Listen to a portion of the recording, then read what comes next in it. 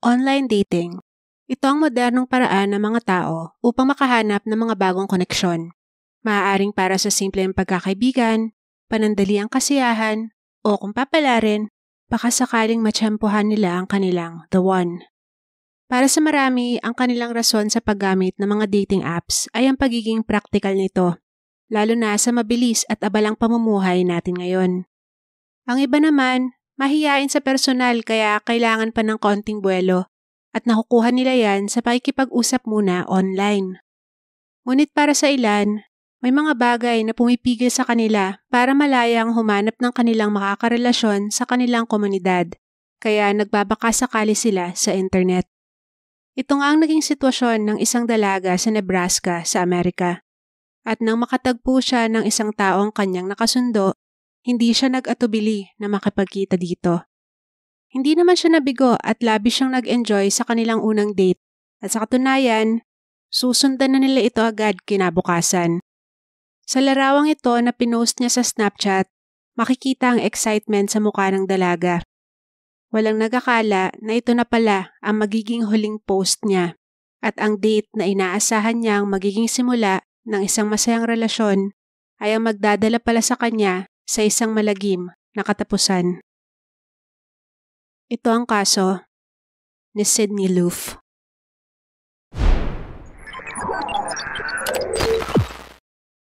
Si Sydney Irene Loof ay pinanganak noong August 21, 1993 sa Broken Bow, Nebraska sa Amerika. Siya ay isa sa 3 anak nina George at Susie Loof. Lumipat ang pamilya sa ilang syudad sa Nebraska sa paglipas ng mga taon, hanggang sa nagsettle sila sa Neely kung saan nagtapos din ng high school si Sydney. Naging maayos at masaya ang buhay ni Sydney habang lumalaki. Bata pa lang siya ay mahilig na siya sa iba't ibang sports gaya ng golf, basketball at fishing. Subalit nung teenager siya, na-diagnose siya na mayroong scoliosis o yung pagkurba ng spine. Dahil dito, napilitan siyang ihinto ang paglalaro ng sports. Pero nanatili siyang isang avid fan ng fishing hanggang sa kanyang pagtanda. Animal lover din si Sydney at siya ay may alagang pusa ng pangalan ay Mimsy.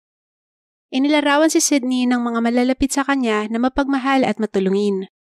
Maging ang kanyang mga katrabaho sa home improvement store na Menards at ang kanilang mga customers ay nagpatunay kung gaano kahusay makisama ang dalaga.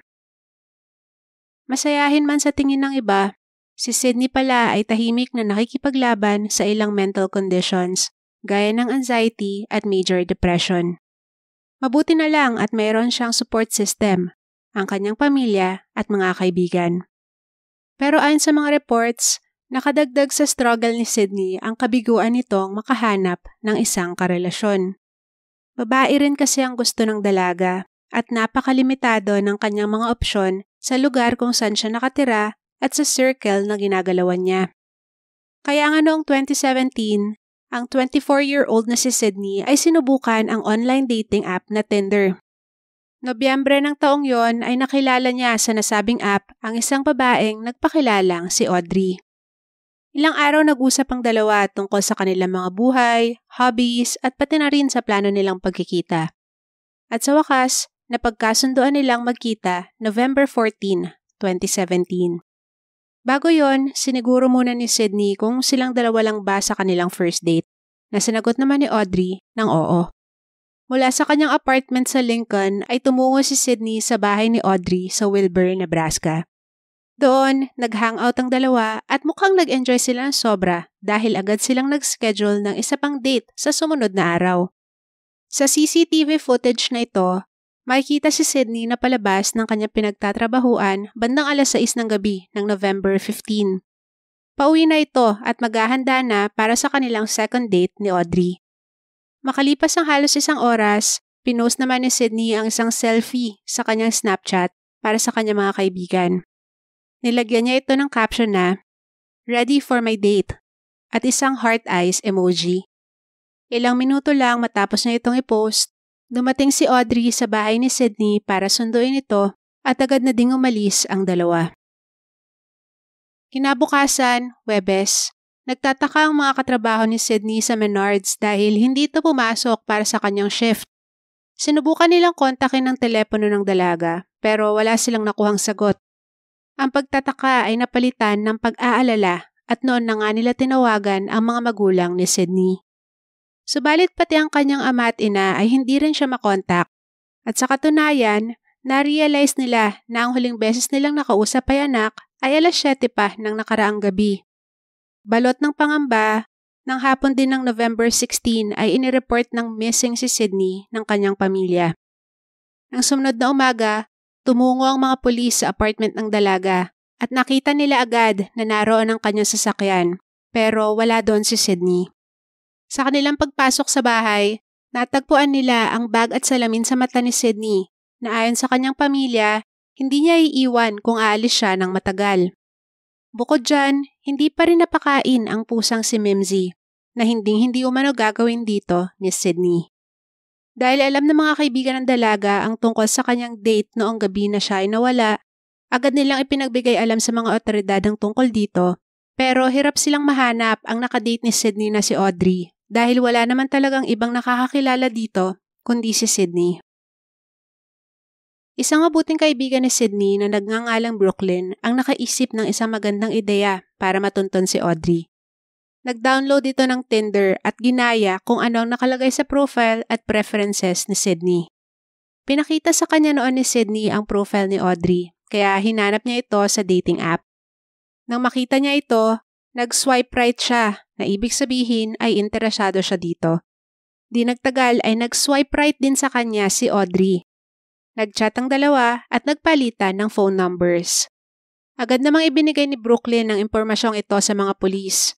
Mabilis nilang natunton ang may-ari ng numerong iyon at hindi Audrey ang kanyang pangalan, kundi Bailey. Ang apartment unit ni Bailey sa Wilbur ay napag-alamang ilang araw na palang nirereklamo ng iba pang nangungupahan ron dahil sa napakalakas na amoy ng bleach na nagmumula rito. Bukod pa dyan, nadiskubre rin na ang telepono ni Sydney ay huling nagping sa cell tower malapit sa apartment ni Bailey. Pero ang pinaka nakakabahala sa lahat, may kasama pala sa bahay ang babae, ang kanyang boyfriend na si Aubrey Trail na may napakahabang criminal history. At oo, sobrang katunog ng Aubrey ang pangalang ginamit ni Bailey sa Tinder na Audrey at imposibleng ito ay nagkataon lang. Pero sino nga bang dalawang ito at ano ang kinalaman nila sa pagkawala ni Sydney? Si Bailey Marie Boswell ay pinanganak taong 1994 at siya ay lumaki sa state ng Iowa. Maagang nakaranas ng trahedya si Bailey nang paslay ng kanyang ama noong siya ay halos baby pa lang. Sa kabila nito, naging maayos naman ang childhood at teenage years ng babae. At sa katunayan, binansagan siya na isang gifted athlete sa larangan ng basketball at running. Sa kasamang palad, pagka-graduate niya ng high school ay naligaw siya ng landas, nalulong sa bawal na gamot at nakihalubilo sa mga questionableng individual. Nagkaroon siya ng anak sa kanyang nobyo pero naging abusive umano ang relasyon ng dalawa at naghiwalay din. Dahil pareho silang may mga seryosong issue, pareho silang tinanggalan ng kustodiya sa kanilang anak. Hindi naman malinaw kung kaninong pangangalaga napunta ang bata. Ilang beses umanong sinubukan ni Bailey na magbagong buhay pero lagi din itong pumabalik sa mga dating gawi.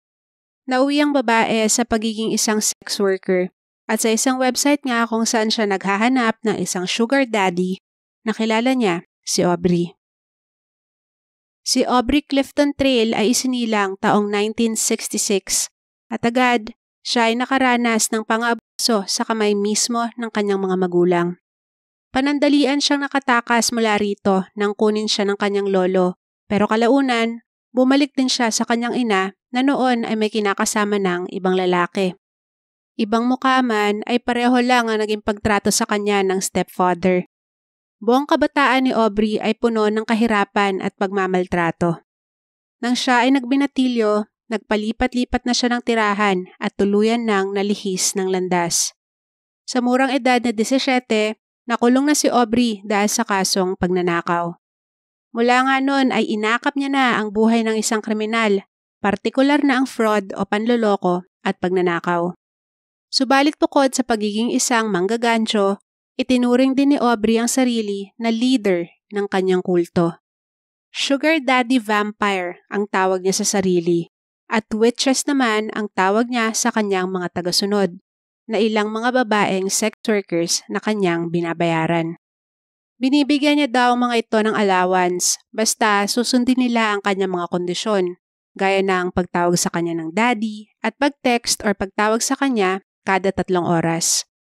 Noong una ay madaling nasunod ng mga babae ang mga ito, pero kalaunan, humiling daw si Aubrey ng isang bagay na hindi nila masikmura. Para daw tuluyang maging isang witch, kailangan nilang kunin ang huling hininga ng isang tao. Sa madaling salita, inuutusan ni Aubrey ang mga babae na pumatay ng tao. Tumanggi man ng iba, game naman umano dito si Bailey na tinawag na Queen Witch ng ibang babae ni Aubrey. Noong 2017 ay matagal-tagal na magkasamang dalawa at marami na rin silang mga kasong magkasamang tinatakasan. Sa puntong yon, ang mga detalyeng nasagap ng mga investigador ay sapat na para interviewin ng dalawa.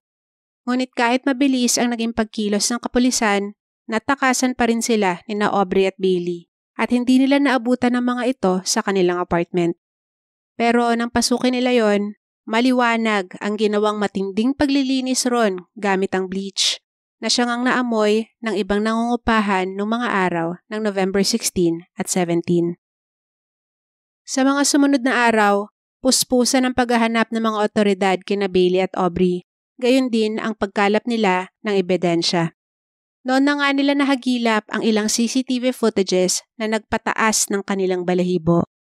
Sa footage na ito sa Home Depot noong umaga ng November 15, araw na nawala si Sydney, makikita sina Aubrey at Bailey na namimili ng 2 galong bleach, mga trash bags, lagare at iba pang katulad na kagamitan.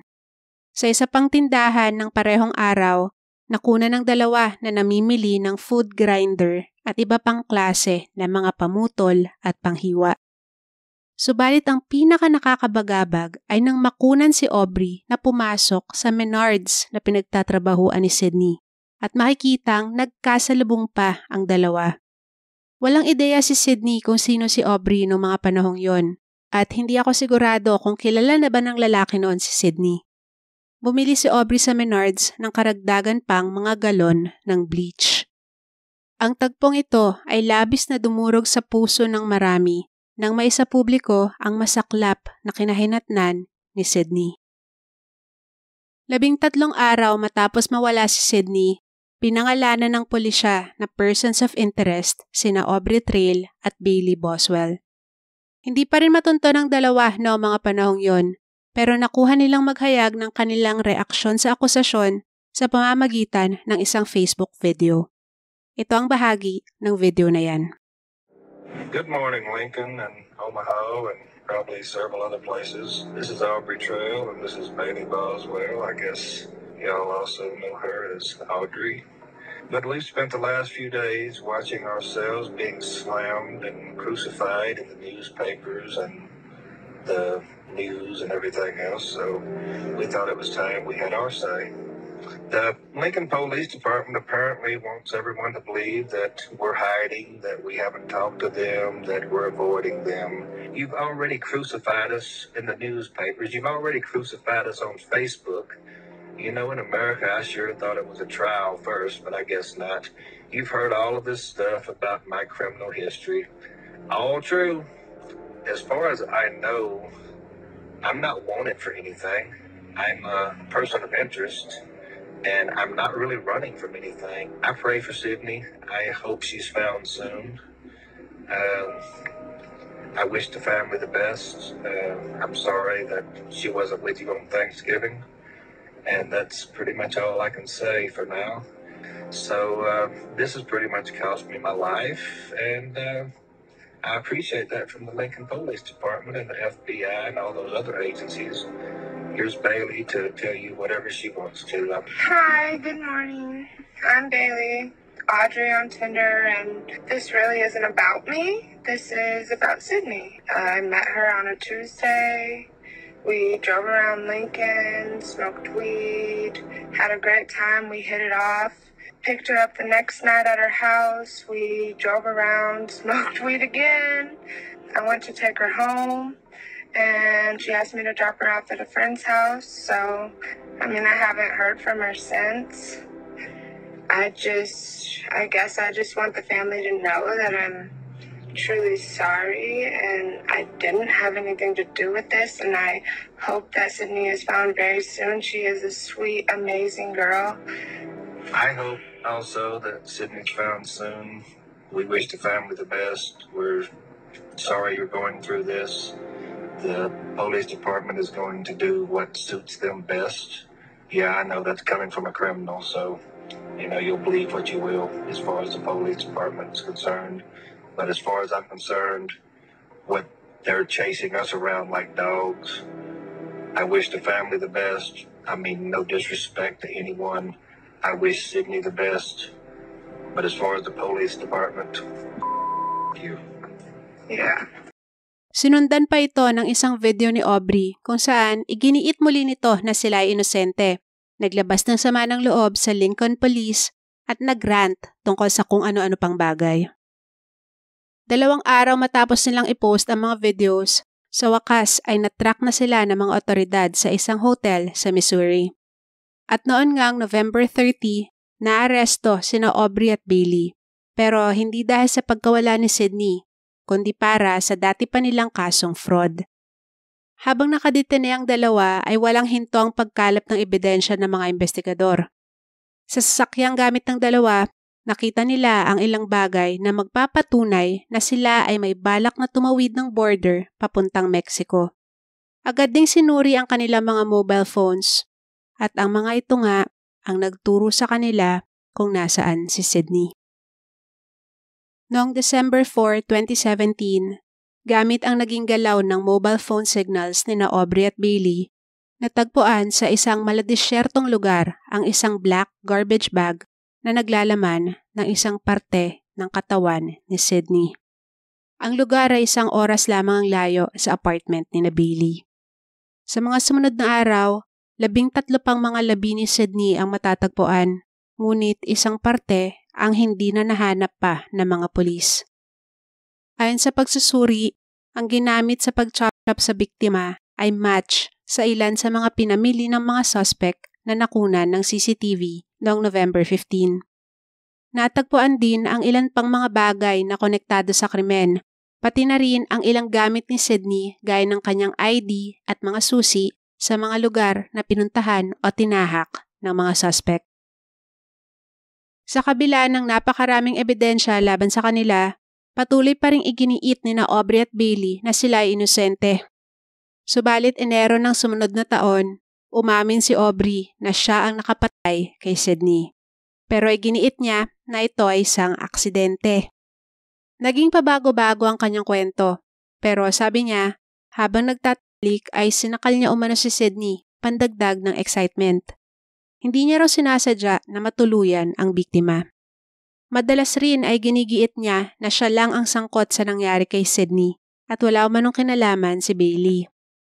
Parehong kinasuhan ng dalawa ng murder at improper disposal of a body at pareho din silang nag-plead ng not guilty.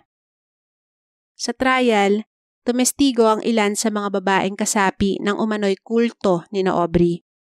Ayon sa kanila, mga unstable at vulnerable na tao daw ang sinasali ng dalawa sa kanilang sex cult. Si Bailey umano ang kanang kamay ng leader na si Aubrey at madalas nilang marinig ang dalawa na nag-uusap tungkol sa pagpatay ng tao. Idinanay naman ito ni Aubrey. Ikinagulat ng marami ang nangyari sa isang araw ng trial nang biglang sumigaw si Aubrey ng "Bailey is innocent and I curse you all," bago sakin ng isang matulis na bagay ang sariling leeg. Isinugod siya sa ospital at nakaligtas. Ang mga KSP na galawan ng mga akusado at ang posibilidad na may kinalaman ang ritual ng isang kulto sa pagpatay kay Sydney ay lalong nagpa-controversial sa kasong ito. Sa kasamaang palad, wala pa ring malinaw na sagot kung ano ba talaga ang nangyari noong gabi ng November 15, 2017. Pinaniniwalaan na ginamit ni na Aubrey at Bailey ang Tinder para makahanap ng bibiktimahin. At yun nga ay si Sydney. Sinadya ng dalawa na maging maayos ang unang date ng mga babae para makuha ni Bailey ang tiwala ng biktima. Sa araw ng krimen, namili ng mga gamit sina Aubrey na nakunan nga sa CCTV. Kinagabihan, pagkasundo ni Bailey kay Sydney ay dumiretso sila sa apartment kung saan naghihintay si Aubrey. Hindi malinaw kung ano ang ginawa ng dalawa sa biktima, pero pinaniniwalaan na pinatay siya noong gabi ring yun. At nilinis nilang bahay at tinapon ng mga labi ni Sydney at mga ebidensya ng sumunod na 2 araw. Noong 2019, nahatulang guilty sa kasong first-degree murder, conspiracy to commit murder, at improper disposal of a body ang 53-year-old na si Aubrey Trail. Guilty rin ang naging hatol sa 25-year-old na si Bailey Boswell sa parehong mga kaso. Sa kabila ng parehas na convictions ng dalawa, naging magkaiba ang kanilang parusa. Si Bailey, na ayon sa kanyang depensa ay minanipula lamang ni Aubrey, ay nasentensyahang makulong habang buhay. Samantala, si Aubrey Trail ay pinatawan ng parusang kamatayan. Sa kasalukuyan, nasa death row ang sugar daddy vampire na si Aubrey sa Tecumseh State Correctional Institution sa Tecumseh, Nebraska. Anong masasabi niyo sa kasong ito? Mayroon ba kayong mga tips kung paano magiging safe sa paggamit ng mga online dating apps? Just share your thoughts in the comment section. Don't forget to like and share this video and subscribe to my channel for more content like this. Bawat engagement nyo sa aking mga videos ay malaking tulong sa aking channel. Salamat po sa panonood at ingat tayong lahat. Bye!